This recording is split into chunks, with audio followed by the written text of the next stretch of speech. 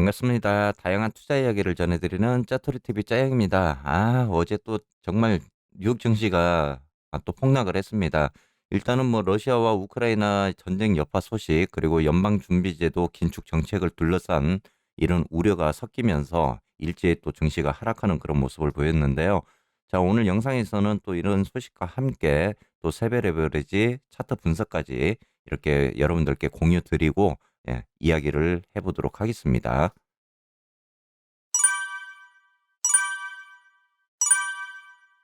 먼저 증시 현황입니다. 다우산업은 어제 의외로 이렇게 선방을 했던 그런 모습입니다. 자, 0.29% 이렇게 소폭 하락을 한 반면에 자, 기술주 중심의 이제 나스닥은 장 초반에 이렇게 상승하는 모습에서 하락으로 반전하는 그런 모습을 보였습니다. 자, 어제도 이제 1.56% 이렇게 크게 좀 하락하는 그런 모습을 보여주었고요. 또 S&P 500 같은 경우도 0.53% 소폭 하락하는 그런 모습을 보이면서 마감이 되었습니다. 다음은 월가의 투자 심리를 알리는 변동성 지수입니다. 자, 계속적으로 이렇게 30선에 지금 머물러 있는 모습을 보여주고 있는데요. 그만큼 투자 심리가 얼어 있고 또 변동성이 계속적으로 이렇게 움직이는 그런 모습을 보여주고 있습니다. 자, 이럴 때일수록 이제 우리가 좀 더 수익 매매적인 부분으로 좀 다가가는 것도 하나의 방법이다라고 저는 지금 생각을 하고 있습니다. 그래서 여러분들이 변동성에 대한 부분은 제가 항상 말씀을 드리지만은 어 그만큼 이제 변동이 심한 만큼 우리 대응도 거기에 맞춰서 좀 움직여야 되지 않을까 이렇게 좀 말씀을 드리고 싶습니다. 자, 다음은 섹터별 현황입니다. 어제 이제 기술주 중심으로 큰 폭으로 이렇게 하락하는 모습을 보여주었고 그 가운데서 테슬라가 유독 좀 더 큰 폭의 그런 하락하는 그런 모습을 보여주었는데요. 자, 그에 반면에 이제 에너지주 그리고 헬스케어 금융주들 같은 경우는 일제히 이렇게 좀 상승하는 그런 모습을 보이기도 했습니다.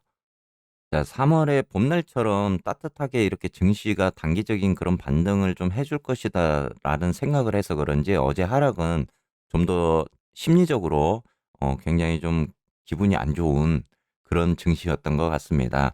자, 일단은 뭐 러시아와 우크라이나 간 전쟁 여파 소식과 그리고 이제 상원과 하원 그 청문회를 통해서 파월 의장의 또 긴축 정책을 둘러싼 그런 우려가 섞이면서 어제 일제히 하락하는 모습을 보였는데요. 일단 가장 큰 거는 현재로서는 러시아 우크라이나 전쟁 여파 소식인 것 같습니다. 자, 어제 이제 2차 회담을 열고 이렇게 민간인을 위한 인도적인 이동 통로를 개설하는 데는 합의를 했지만은 앞으로 이제 이 민간인이 만약에 이런 통로를 통해서 탈출을 하고 난 뒤가 문제인 것 같습니다.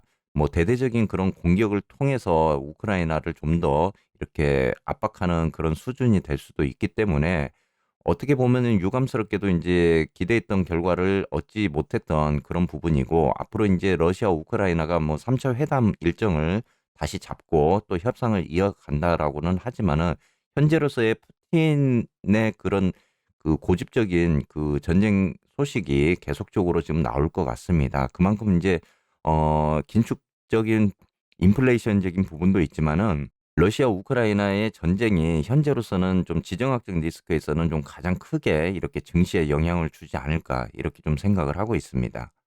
자, 이런 이제 전쟁 소식과 함께 연준이 기준금리 인상 움직임에도 이렇게 투자자들의 또 관심이 어제 모아졌습니다.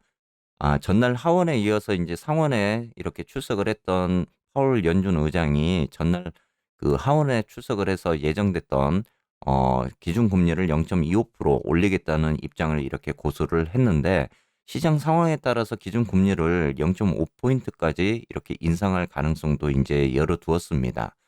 자, 파월 연준 의장이 이렇게 높은 인플레이션을 이제 통제하기 위한 기준금리를 인상 계획에는 변함이 없다면서 우크라이나 전쟁의 영향이 어떨지는 이제 불투명하지만은 미국 경제는 이렇게 타격을 받을 수 있다라고 밝히면서 증시에도 이렇게 좀 영향을 주었습니다. 자, 테슬라의 기술주가 전반적으로 이렇게 약세를 보이면서 어제 4.61% 이렇게 급락한 모습까지 보여주었고 그리고 전날 인제 리비안이 공급망 문제로 일부 차량의 가격을 이렇게 인상을 하겠다고 발표를 하면서 주가가 14% 가량 폭락하는 그런 모습을 보여주기도 했습니다. 자, 리비안이 인제 가격 인상 계획 철회를 이렇게 발표를 하기는 했지만 좀 투자 심리를 이렇게 회복하지는 못했던 부분이고요. 어제 이제 강세를 나타냈던 유가도 좀 조정이 되었던 부분입니다. 자, 서부 텍사스산 원유는 전일 대비 이제 2.93달러 이렇게 저렴해진 배럴당 107.67달러에 이제 마감을 했고요. 자, 브렌트유도 2.47달러 하락한 배럴당 110.46달러를 이렇게 기록을 하기도 했습니다. 자, 오늘은 이제 여러분들에게 100% 저점에서 매수하는 방법에 대해서 좀 말씀드리도록 하겠습니다. 제가 지금까지 이제 여러분들께 좀 말씀을 드린다 하면서 계속 이제 차트 분석을 하다 보니까 너무 이제 영상 시간이 너무 길어지는 것 같아가지고 이렇게 좀 해드리지 못했던 부분이고요. 아, 그리고 이제 죄송한데 제가 라이브 방송을 이제 계속적으로 이렇게 해드렸어야 되는데 지금 스케줄적인 부분이 계속 맞지가 않다 보니까 이렇게 라이브 방송을 지금 해드리지를 못했던 부분입니다. 자, 앞으로 이제 뭐 라이브 방송을 좀 월요일 정도 이렇게 하려고 지금 생각을 하고 있거든요. 라이브 방송 시간대 여러분들이 이제 좀 궁금했던 내용이라든지 또는 뭐 단일 종목 같은 경우 있죠. 뭐 테슬라라든지 이런 종목들도 여러분들 혹시 좀 알고 싶은 부분이 계시면은 라이브 시간대 이렇게 좀 말씀을 해주시면 좋으실 것 같습니다.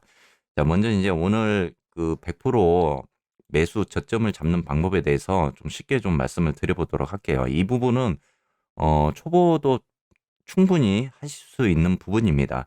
자, 이렇게 이제 보조 지표를 활용을 해서 여러분들의 매수 시점을 잡는 부분이 있습니다. 좀 뭐 RSI라든지 이렇게 어 오실레이터라든지 또는 뭐 스토캐스틱이라든지 이런 이제 보조 지표들이 굉장히 많은데 다른 거는 다 필요 없고요. 이렇게 CCI만 여러분들이 보시면 됩니다. 자, CCI는 이제 RSI 같은 경우도 뭐 맞기는 하지만은 정확하게 이렇게 맞지는 않습니다. CCI가 이제 실질적으로 실시간적으로 이렇게 그 증시가 움직일 때마다 같이 움직이거든요. 그래서 여러분들이 CCI를 보시는 게 훨씬 좀 더 정확하게 이렇게 좀 보실 수가 있는 부분이고, 자, 100% 매수 타이밍을 어떻게 잡느냐. 자, 저점에서 잡는 방법은 간단합니다. 저는 이제 이 구간들을 싱크홀 구간이라고 하거든요. 이렇게 이제 땅꺼짐이 발생되는 구간이라고 저는 일컬립니다.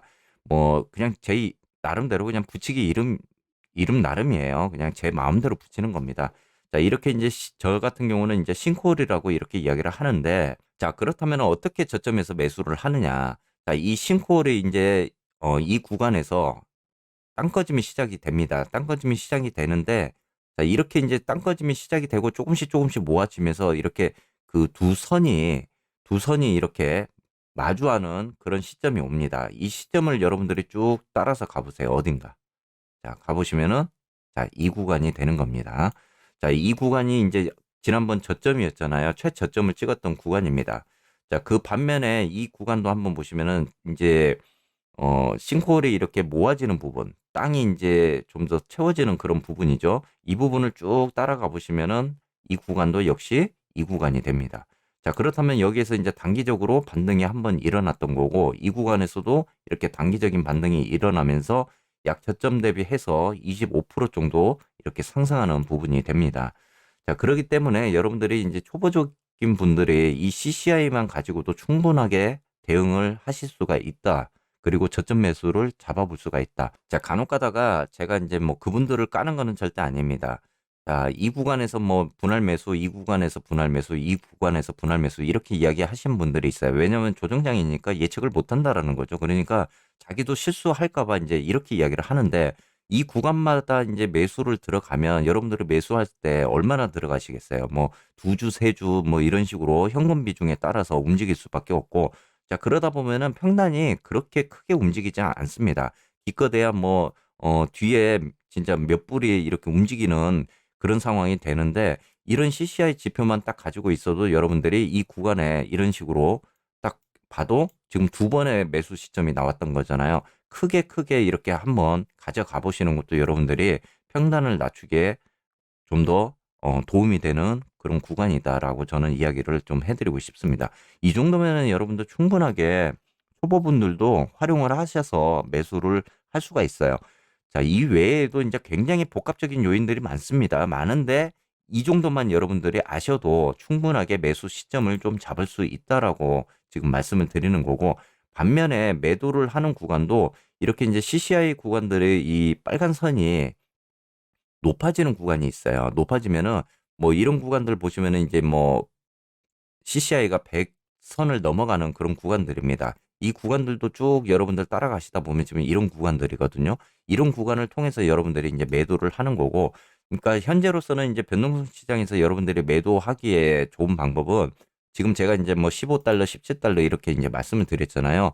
이런 그 저항에 대한 부분들을 생각을 하시면서 여러분들이 좀 대응을 하시는 게 훨씬 좀 더 쉽게 이렇게 하실 수가 있습니다.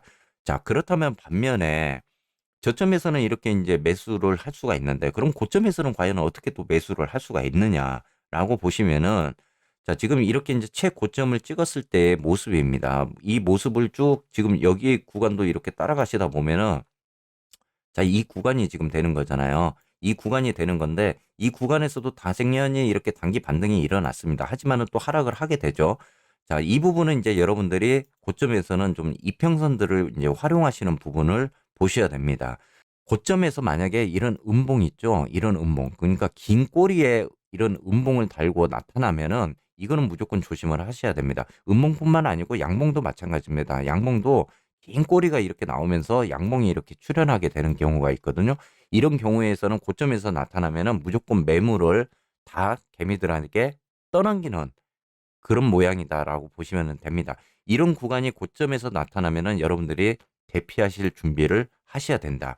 그런데 반면에 또 여기에서 이렇게 한 번 더 치고 올라가는 경우도 있어요. 그거는 여러분들이 이제 보시고 움직이셔야 되는 그게 바로 이제 이평선에 대한 부분이라는 겁니다. 이 이평선에 지지받고 있는 부분들을 뚫고 내려가느냐 아니면은 지지를 받고 다시 올라갈 수 있는 힘이 있느냐에 따라서 이렇게 상승과 하락이 한 번 더 갈라질 수 있는 부분인데 보편적으로는요. 이렇게 고점에서 이런 형태의 그 캔들이 나오게 되면은 무조건 하락으로 간다라고 보시면 됩니다. 그러니까 여러분들이 지금 이제 고점에 대한 부분은 아직까지는 멀었잖아요. 그러니까 저점에서 매수할 수 있는 이런 부분들을 좀 활용을 하시면 좋습니다. 자, 이렇게 이제 싱크홀 구간에서 조금씩 이제 좁혀지는 이제 그런 구간들이 보입니다. 여러분들도 아마 보이실 거예요. 자, 이 구간들이 보이시기 시작하면 여러분들이 이제 준비를 딱 하고 계시다가 자, 어느 시점에 이렇게 딱 완전히 좁혀지는 그런 구간들이 딱 옵니다. 그러면 아, 이제 매수 타이밍이 왔구나라고 생각을 하시면서 여러분들이 매수를 이렇게 들어가시면 됩니다. 자, 다음은 TQQQ도 한번 보도록 할까요? TQQQ도 지금 이 여러분들 지금 이 부분 접합되는 부분에서 쭉 따라 올라가시면은 이 부분이 되고 자, 이 구간도 쭉 따라가시다 보면은 지금 이 구간이 되는 겁니다. 자, 이렇게 보면은 이제 저점에 대한 부분이 확실하게 보이는 거죠. 자, 그리고 이제 단기 매도를 혹시 이렇게 하시는 분들은 지금 윗선에서 이렇게 이제 물려 있는 구간들 있잖아요. 매물대가 있는 구간들. 그러니까 뭐 전 저점 대비해서 이제 올라간 이 구간들이 이제 단기 매도 구간의 저항선이 됩니다. 저항선이 되기 때문에 이 구간들을 여러분들이 찍어 보시고 활용을 해서 매물대가 어느 정도 이렇게 단기 매도가 출현을 하는지에 보고 여러분들이 매도를 하실지 이렇게 결정을 하시면 되실 것 같고요.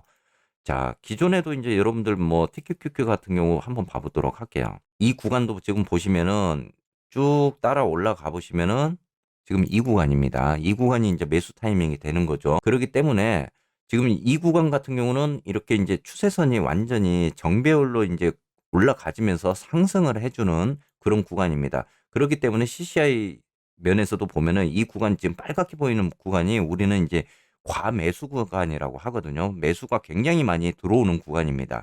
이 구간이 어떻게 보면은 이제 우리가 슬슬 매도를 해야 되는 구간인데 자, 이후에 가서 이제 고점에서 제가 아까 말씀드린 대로 이렇게 긴 꼬리를 달고 이렇게 캔들이 하나 딱 출현을 합니다. 거의 다 음봉으로 이렇게 나오는 경우가 많아요.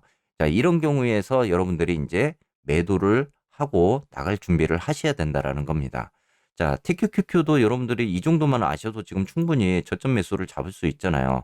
지금 보시면은 이 구간도 보시면은 뭐 작기는 하지만은 자, 이 구간입니다. 이 구간인데 한번 이렇게 단기적으로 반등이 나오는 부분이죠.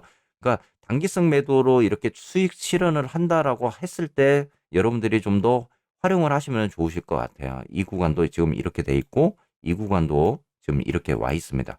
자, 역시나 이 구간도 지금 이렇게 와 있고요. 자, 그 앞전의 구간들도 이렇게 보시면은 이렇게 와 있습니다. 자, 이렇게 와 있는데 자, 이 구간에서 매수가 들어가서 단기적으로 반등이 한번 일어났고요. 이 구간에서 매수가 일어나서 그래도 추세가 완전히 벌어지면서 정배열로 가면서 큰 상승을 이렇게 해주는 부분입니다. 자, 이 부분만 이제 여러분들이 체크를 하셔도 충분하게 저점 매수를 할 수가 있고, 그렇다면은 여러분들이 현금 비중을 낭비하지 않고, 자, 어느 정도 나눠서 충분하게 이렇게 대응을 하실 수가 있는 부분입니다. 앞으로 제가 이제 꾸준하게 여러분들에게 좀 이렇게 도움되는 부분으로 좀 말씀을 좀 드리도록 하겠습니다. 자, 오늘도 여러분들 이제 금요일입니다. 뭐 내일 또 주말이고 한데, 오늘 상승적인 그런 반등적인 모습이 좀 나와서 좀 주말을 즐겁게 좀 맞이할 수 있는 그런 증시가 되었으면 합니다. 자, 오늘도 영상 끝까지 시청해 주셔서 감사드리고요. 여러분들 또 내일 즐거운 주말 되시기를 바라겠습니다.